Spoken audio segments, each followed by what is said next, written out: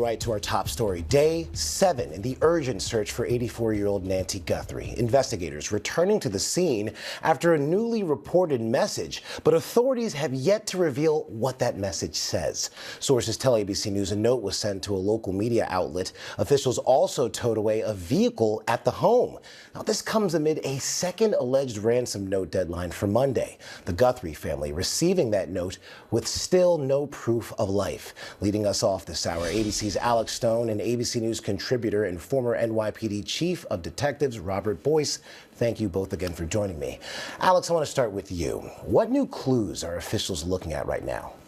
Well, Ike, it's really focused in on that letter that you mentioned, and whatever was in that letter, it seems it may have prompted them to go back to Nancy Guthrie's home overnight. They have since left. It is quiet at the Guthrie home today. The crime scene tape has come down. Investigators are not there. It's now media kind of roaming around out on the street outside and relatively quiet. But almost immediately after that second letter came in, investigators went back to the home. They were searching the roof of the home, the garage area. They towed away her vehicle out of the garage that was still in there, and the backyard area of the home as well. Now, again, we don't know if something in that note, as they try to authenticate it, we don't know if it is authentic or if it is part of a big hoax, maybe linked to the first letter. But if something led them to go back there, but for some reason, they decided they needed to do follow-up. And the Sheriff's Department telling us today that they are continuing to do that follow-up. Circle K, the gas station company, they are now confirming to us that investigators came to one of their locations in the Tucson area and reviewed surveillance video that may be part of this investigation, maybe a vehicle that had pulled into that Circle K. Still very active today, the investigation, but still no proof that Nancy Guthrie is alive or dead. The family's still asking for some kind of proof of life if she is alive.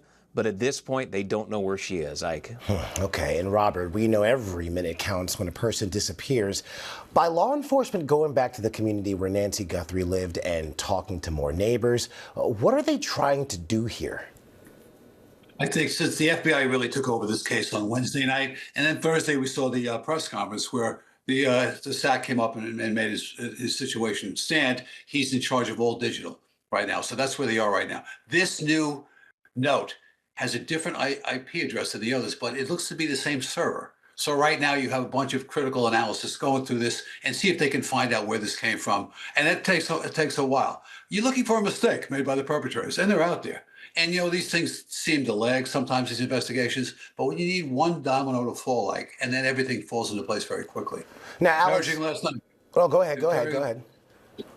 I'm sorry. No, go ahead. The president said they have something. So that's encouraging. And he's been known to speak like that. So we'll see where we go. All right, we will see indeed. Alex, I want to ask you one more question. What else is the Guthrie family saying? Well, they're thanking everybody for their prayers and support, but this is really from the family is show us some proof that she is alive. Show us where she is, and they want to know what happened to her. But the message over and over again, we've seen two videos from Savannah Guthrie and from Cameron Guthrie, her brother, each of them doing one video saying, show us something, trying to humanize her to her captor if she is being held, that she is a grandmother and she has medical conditions and that she is loved, and then saying, prove to us that she's alive, and then open up the lanes of communication. But unfortunately, at this point, it doesn't seem like they've had a lot of communication other than this second letter that may be a follow-up to the first and maybe giving them some more information. But a two-way conversation doesn't seem like it's gone on, but that's what they've been calling for. And Robert, how do you think law enforcement officials are working together ahead of this second ransom note deadline? The first deadline came and went and nothing happened.